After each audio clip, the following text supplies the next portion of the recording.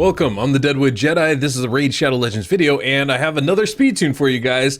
One of my moderators, Facemelter, has been at it again, and bless me with a new speed tune to show you guys. So this is very exciting, and if you, if you're happy with this tune, make sure to thank Facemelter for coming up with this. I kid, I think this is awesome that he puts in all this work. And this is actually probably one of the most amazing speed tunes I've seen in a long time, because we're going to be using champions that just are not commonly used. And I'm really, really excited about it, honestly. We're going to be using Runekeeper Dazdurk.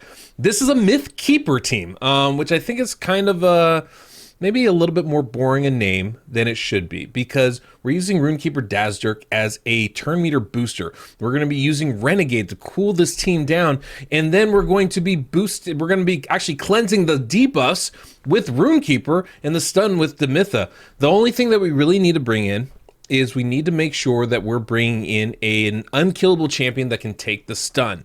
And that's really how this works, and then we still have an extra DPS slot. So it's a pretty impressive squad. Now, affinity is definitely a thing. And so this is the Hercules version of this Mythkeeper team.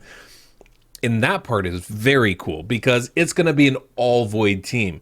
We're going to be bringing in Turvold, because I have Turvold, and why not? We're going to be bringing in Turvold as our DPS. He's also going to bring that weaken debuff. And then we're going to bring in Leorius, the lion himself, to be our stun target damage dealer. Yeah, I call it the Hercules team, right? We got Hercules, the big guy himself, in Turvold. He's wearing the lion skin mane, what do you call it, Numidian lion that he slew.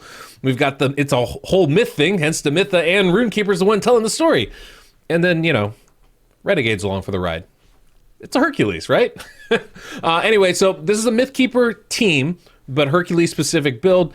I'm really excited to show this to you guys, because I think it's a really smart tune and utilizing a champion that we almost never use for clan boss teams in Runekeeper Dazdurk. So it's a very cool comp. I will talk a little bit about some alternate possibilities as far as how you might want to build this team and champions you might want to use, and we'll kind of go over the kits and stuff at the very end. But first, we're going to go ahead and actually talk about how this tune works, and I'll show you the run. And I just want to remind you guys, if you haven't already, go ahead and hit that subscribe button and that notification bell so you do know when the next one of these cool new speed tunes comes out, so you don't miss out on it. I think those are all really awesome. Also, if you enjoyed today's music, Soundstripe link is down below in the pinned comment description of this video, like all my videos. It's something I really enjoy, and you can use code DeadwoodJedi and save 15%. And with all of that, let's get into the run. Okay guys, so these are the champions we're using here. We've got Leorius the Proud. I don't need to set his AI at all. He's going to bring us a decreased defense, which he has on his A1, and just a lot of damage. The big thing about him is his passive ability, where he places an unkillable buff on himself for 1 turn before receiving a fatal hit. And that's what's going to be happening on that stun. So we do need him in the lead, and we need him taking that stun. He has a really nice crit aura, so that makes building all these champions a lot easier. Then, of course, we have Turvold. We're going to have a 1-turn delay on his A2 skill, and then he's going to roll just like butter. We've got Demytha. We have it set up. This is a full auto team, which is pretty awesome, right? She's going to block all our damage for both AoEs, and that's why that unkillable ability will still be up for Leorius, because he's not going to be taking damage before then. And then we have Runekeeper Dazdurk, going to be giving us that turn meter boost for both AoEs, as well as a cleanse for the affinity debuffs. Now, Demytha is actually going to be able to cleanse the stun on our stun target, so that's not going to be an issue. Of course, we're bringing Leorius, who has some nice abilities to not get stunned either, so there's some flexibility with that, whether we even need it or not, but that's good in case we want to bring in a different stun target. And then, of course, last we have Renegade, and Renegade's there to help cool down those skills, because Runekeeper Dazdurk's A2 ability, let me show that real quick here, this is on a 3-turn cooldown. Well, we're not going on a 2-1 ratio, so we're not going to get this twice every turn naturally. We need to have that skill cool down so we can get that boost back again. Renegade's going to be the one providing that for us. Same thing with Demytha and her block damage ability. It's on a 3-turn cooldown. It doesn't come back regularly enough for us to actually just, utilize it as the run would unfold. We need to cool that skill down. So because of that, because of Renegade, we're able to make this team work. Now, my Renegade's only level 50. Not ranked up at all. So there's definitely some stuff in areas we can improve this. Runekeeper's got a toxic set. He only has like 1 attack, and this is really a bad champion to put that on. So there's definitely room to improve things. So the best thing about this team is full auto. Just click start and sit back and watch it run. And it is kind of a beautiful thing to watch. I mean, as this team works, it's a pretty regular thing that's going to happen. And we won't be fully in sync until after that first stun, but it will be affinity friendly because at the top of the turn, after that second AoE, Runekeeper Dazdurk is going to cleanse all the debuffs, and that's what's going to keep us affinity friendly throughout this. But after that first stun, what's going to happen? Demytha is going to use her buff extension ability, which will cleanse the stun. And then Runekeeper is going to give us a turn meter boost. Then Demytha, everybody's going to take their turn. Demytha is going to go again, placing that block damage ability on everybody so that we don't die. Then when we get to the next turn between the AoEs, it's going to kind of repeat itself, right? Everybody's going to kind of use their skills until Renegade cools everybody back down again, which is going to have Demytha again do that buff extension, then go ahead and use the block damage ability right at the end of the turn, and Runekeeper will use his turn meter boost at the top, or I think on his second attack in that turn. And so that's how we're going to keep increased attack up for the full fight, how we keep block damage up for both AoEs, and we're going to actually cleanse that stun when it goes onto Leorius. Demytha, when she extends that turn, she's gonna, cleanse one debuff on us as well, and that's gonna be that stun. And then on that last attack, right before the stun, Leorius actually takes 2 turns, which helps cool down his ability, making sure that his unkillable passive ability is available every time. It's a really, really awesome combination of skills and way this team works. One of the more interesting things about this Mythkeeper set of teams, this Hercules team in particular, are the speeds that we use. Very similar to what the Bat Eater is. And I think the comp is actually pretty comparable. We have one champion about 270, just like in Bat Eater, and that's Demytha here. We have 3 champions around 250, Runekeeper, Renegade, Leorius. That's actually pretty comparable to what we have with the Bat Eater teams as well. And then of course we have our DPS going at about 220 speed, and that's Turvold here and your DPS that you would use in Bat Eater. So almost identical speeds, and the damage is pretty comparable. Now, the Bat Eater team, everybody's going on a 2-1 ratio. We're taking 6 attacks for every clan boss cycle, right? And this team, we're going on a 5-3 ratio. Everybody's taking 5 attacks for every clan boss cycle. So we're definitely giving up some damage potential because we're just not taking as many attacks.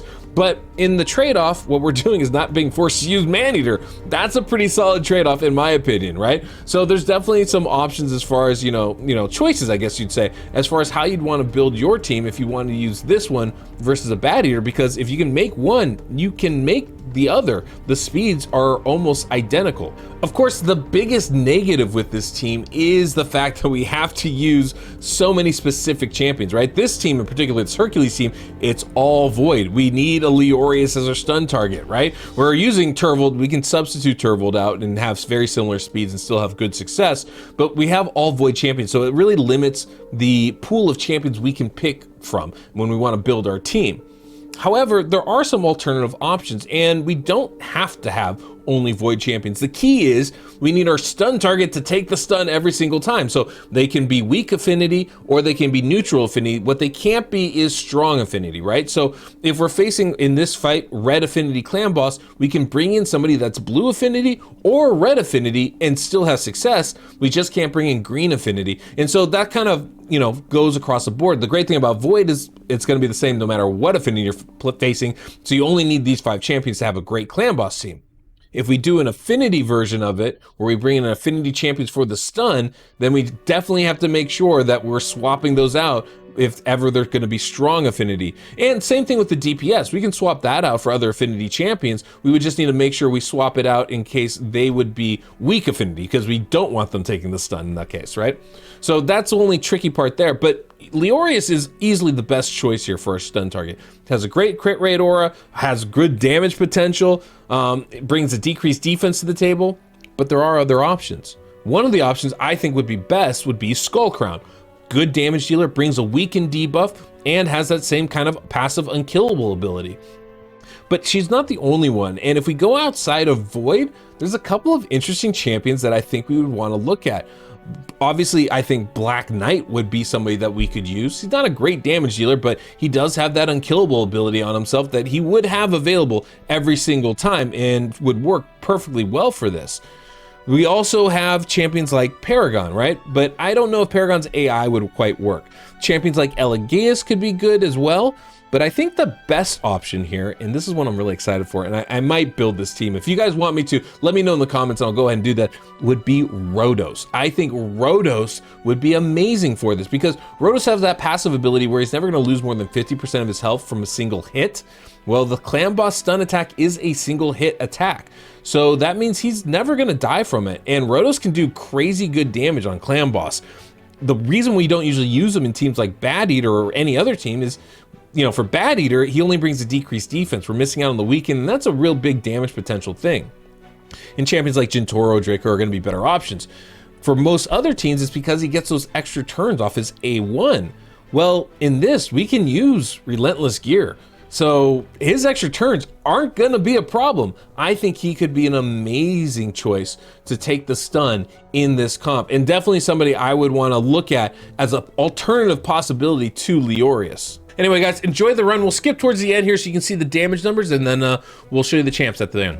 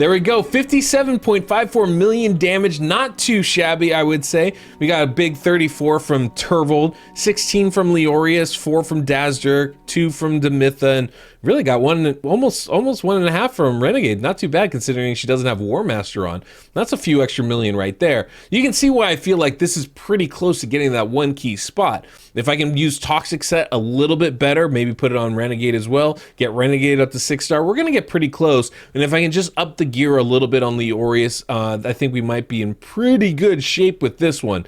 But this is not a bad result either. You know, I mean, obviously a Bad Eater team is going to be more effective for us, right? It just has an extra attack in there. All these champions are moving at a 5-3 ratio as opposed to a 2-1 ratio. They're taking 5 attacks for every cycle of the clan boss, whereas in the Bad Eater, they're taking 6. One less attack does mean less damage, but it's still a really good alternative in case you don't have your man-eaters, in case you only have Demytha. This is definitely a good option for some people out there. So let's go ahead and check out the champions. Now I have Leorius here. You can see one of the best things about this build, I can put him in a Relentless set. Doesn't matter, right? 250 speed, definitely on the faster side of things. He's got 260 crit damage, 76% crit rate because he does give himself that aura. Enough accuracy to land that decreased defense, which we need from him, and only 4,200 attack. This is actually a pretty low number, I think, for Leorius. I would really normally build this up closer to like 5,000, but I want to try to put a Relentless set on him because it's cool, right? So, you know, if you have good Relentless gear, I think you can see these damage numbers definitely going up. 16 million damage from him, I think, is a little bit on the low side. So I definitely expect them to be doing much closer to 20 million than 16. Mastery-wise, we did go down the offensive tree, and then we went down the support tree. Don't need the defensive tree because, of course, he's getting the stun, right? So we're not going to get any counterattacks out of that. So going down the offensive tree makes sense, obviously, but then the support tree just to help extend that decreased defense so we keep it up and maybe even get a little bit of cooldown and some more accuracy in his build. And then we've got the big dog Turvold himself, right? Hercules the man. I try to build him out pretty well. Obviously, you know, I didn't want to completely destroy the team that I already have, so I should be able to move him back pretty quick, but 250 crit damage is always solid, and 6,000 attack is definitely pretty good. The interesting thing is only 47% crit rate. He's giving himself that crit rate buff, and then on top of that, we're getting the aura from Leorius. Definitely a good thing for him. One of the negatives is we don't have a slew of buffs that are going on him, and he scales the more buffs you put on him, so definitely there's ways to improve his damage, I think, as well. 221 speed, though, that's the speed we need for this cop. And if we look at the masteries here, we're going down the offensive tree and the defensive tree. We are going to get those counterattacks whenever the stun does land on Leorius, so that is definitely helpful for us. Even though it doesn't land all the time. One of the things is Demytha will actually cleanse that stun because she does her extension right after it, and Leorius being the stun target in that position will go after the stun strike land, or go after Demytha, and so Demytha will be able to cleanse that off. Here, that's why the defensive tree would be beneficial for us, but obviously we're not gonna, you know, take advantage of that all the time because Leorius sometimes will resist the stun. And then we have Demytha here, the person keeping us unkillable in this team, and she's going at 277 speed, only 96% crit rate. I just couldn't get it up, but we do have that aura, so let me rephrase that. I couldn't get it down enough. We have the aura, I just built too much, but that's okay. She's not a major damage dealer anyway, even when she is built to the 9s. But that 277 speed, that's really the main focus here. And then, of course, her masteries, we're going offensive tree and we're going defensive tree. If I was fully optimizing this, yes, I would come down to deterrence to get some more counterattacks in, but honestly, I didn't want to, you know, spend the gems and change the masteries. And then we have Runekeeper Dazdurk. He's in a toxic set. As you can see here, just trying to get a little bit more damage into this build, but he only has one attack skill. It's just his A1, so we're not actually benefiting that much from it. Now, his speed, you can see how he's built 218 speed. He is a defensive champion, which I forgot the first time I ran this. So he's got like 4,000 defense, which is pretty solid. 224 crit damage, 85% crit rate is plenty with Leorius on the team, and we don't need any accuracy or anything else. Mastery wise, we're going down the offensive tree and we're going down the support tree.